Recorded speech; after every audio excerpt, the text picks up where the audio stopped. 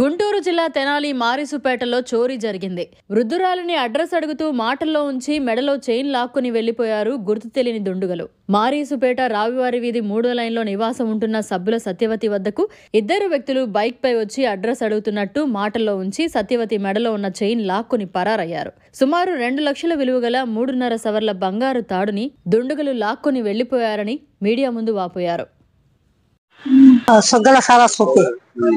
నేను 2:30 గుడిలోకి వెళ్ళి వస్తుంటే మా ఇంటి ముందుకు వచ్చాకనే చైన్ లాక్కొని వెళ్ళాడండి. ఎవరో వచ్చి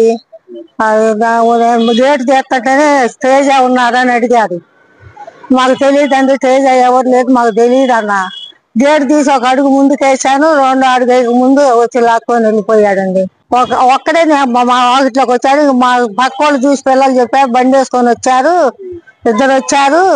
వాళ్ళని అడిగాడంట, తేజ అనే వాళ్ళు ఉన్నారంటే తేజ అనేది ఏం తెలియదు అన్నారంట. వాళ్ళు కూడా వాళ్ళు వచ్చాక మళ్ళీ వచ్చాక చూస్తున్నట్టు గొలిచిపోయిందంటే మమ్మల్ని కూడా అడిగారు, మాకు తెలియదు అన్నామని వాళ్ళు చెప్పారండి. ఇంకొచ్చి లాక్కొని వెళ్ళిపోయారు. 2 గంటలు అది రాయలు వారి ఇది ఉండొస్తుంది, రెడ్డి గారి ఇంట్లో ఉంటా.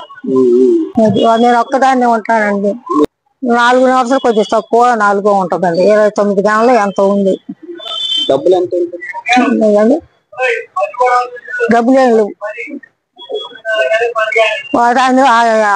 సాయిబాబు ఇద్దరు ఉంటే అది ఆడే పడిపోయింది. ఇద్దరు ఆంజనేయ స్వామి పిల్ల 2 పడ్డాయి, తాడొక్కటే తీసుకెళ్ళారు.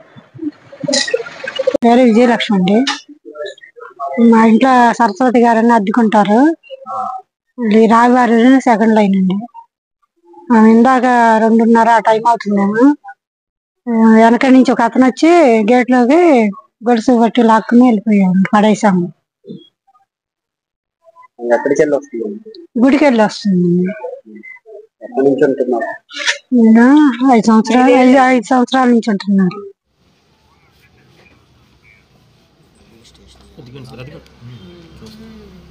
చూస్తే జాగ్రత్త తీసుకునేవాడు, మాస్క్ పోసి కట్టుకొచ్చేవాడు.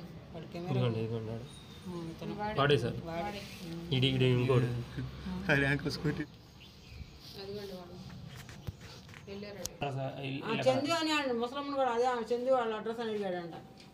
ఏదో అడగాలిగా. ఇంకా ట్రాఫిక్ కానిస్టేబుల్ విజయన్న పంపించేసేసారండి. ట్రాఫిక్ కానిస్టేబుల్ విజయన్న పంపించేసారు. మరిన్ని అప్డేట్స్ కోసం మన HN9 టీవీ ఛానల్ ని సబ్స్క్రైబ్ చేసుకోండి.